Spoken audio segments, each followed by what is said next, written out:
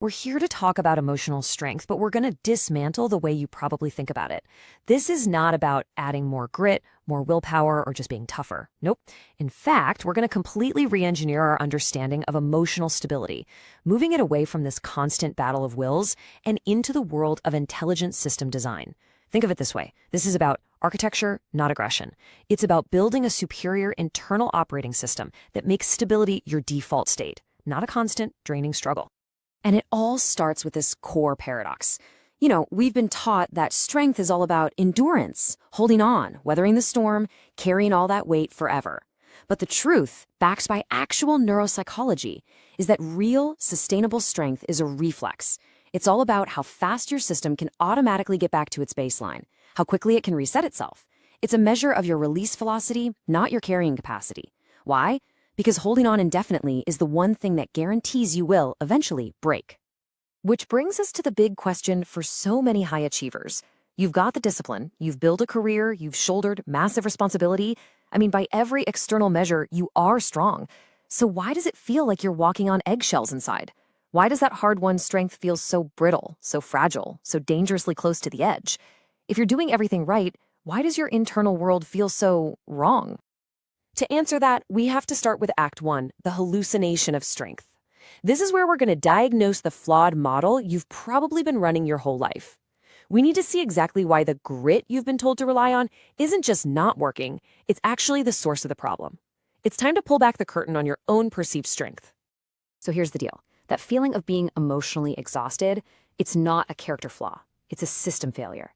You've spent all this time building a fortress of grit, right? This external image of being unshakable. But that fortress is just a fragile mask. And the ground underneath it, the very foundation of who you are, is being turned to liquid by a constant, low-grade drip of your own stress hormones, like cortisol. You're basically trying to build a legacy on quicksand that you created. So the critical point is this, what we call the regulatory glitch. Your brain, at its core, is a prediction machine.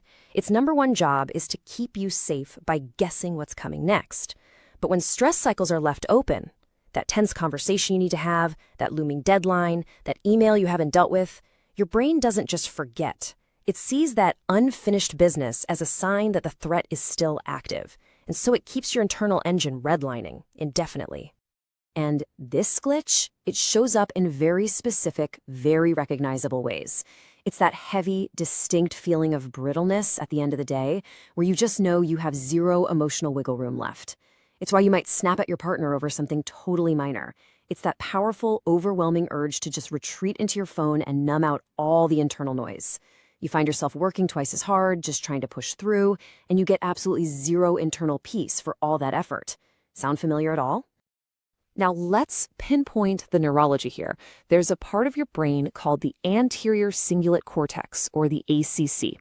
Just think of it as the gatekeeper for your sense of safety. Because of this chronic state of unfinished business, your ACC has basically concluded that the threat is never over. It's running a 24/7 survival script.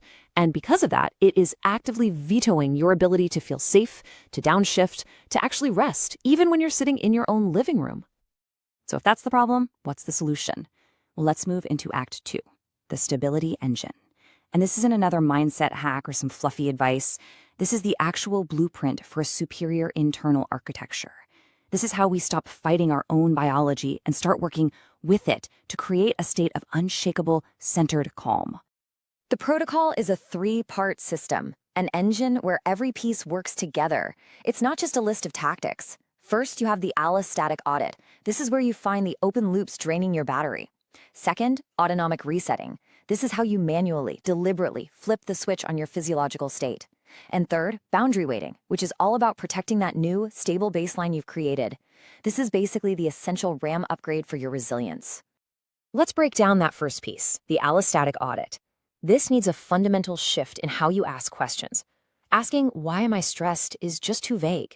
It's a ticket to anxiety land. The architect's question is, where is the loop open? See how much more precise that is? It's surgical. It forces you to pinpoint specific unresolved things, that call you haven't returned, that frustration you haven't voiced, that tightness in your shoulders. It moves you from being a passive victim of stress to an active auditor of your own system. The second piece is autonomic resetting. Look, high performers make a huge mistake here. They wait to feel better. They hope that calm will just show up once all the work is done. It won't. Remember, the ACC's veto is still active. So you have to learn how to switch your state on command. You give your nervous system a clear, undeniable physical signal that the threat is over. This is an active intervention that interrupts that survival script and lets your rest and digest system finally come back online. And finally, boundary weighting. This is about becoming a ruthless architect of your own environment. I mean it. You can do a perfect reset, but if you immediately walk into a situation that rips the stress loop right back open, like checking work email right before bed, you've completely wasted the effort. So you stop mixing environments. You prune the path. You create clear, non-negotiable lines between work and rest, between being on and off. This makes sure your brain actually gets the reward for calming down, which reinforces the new, stable pattern.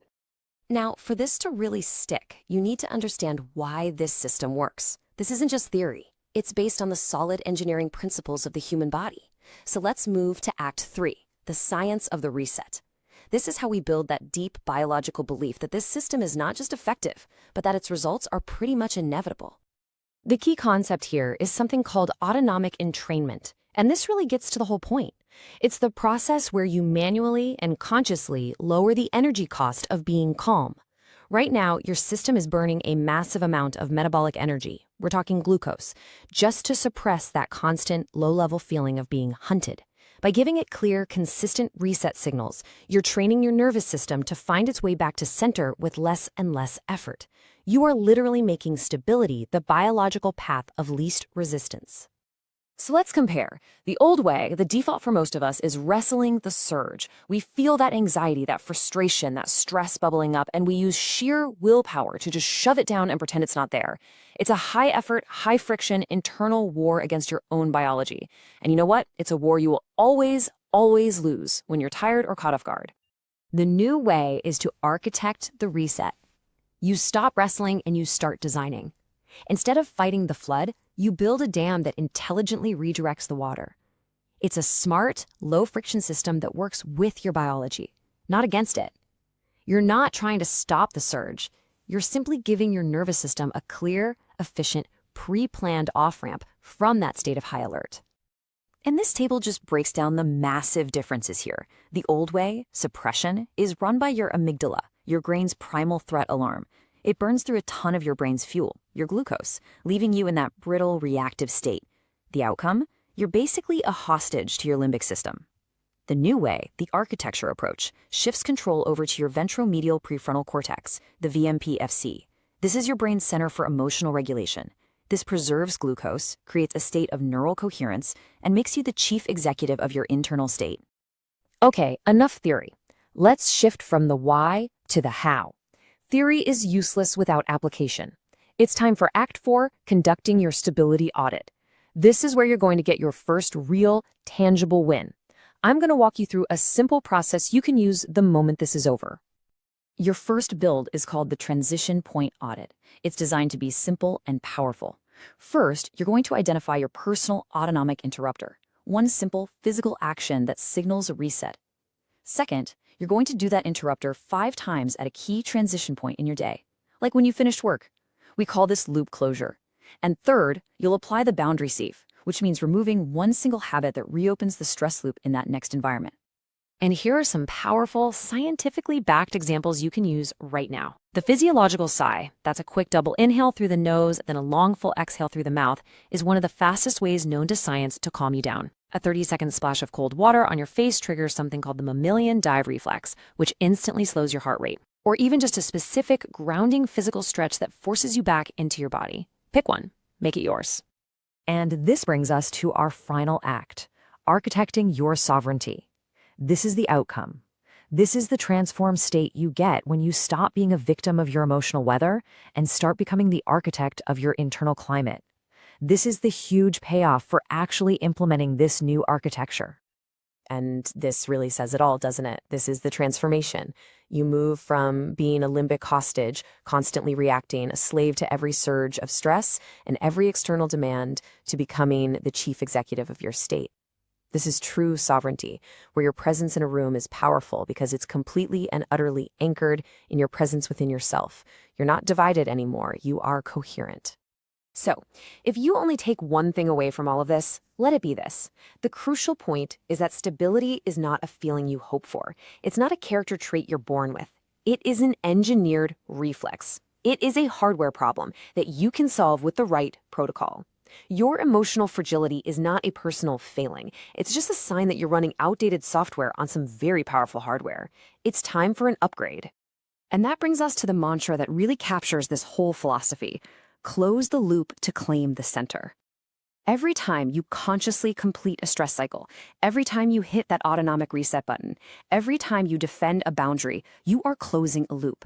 And in doing so, you are systematically, reliably, and architecturally reclaiming your center. So I'll leave you with this question. Forget trying to solve all your stress at once. That's the old, broken way. Think surgically. Think like an architect. Based on everything we've just covered, what is the very first, smallest, most tangible open loop that you are going to close today?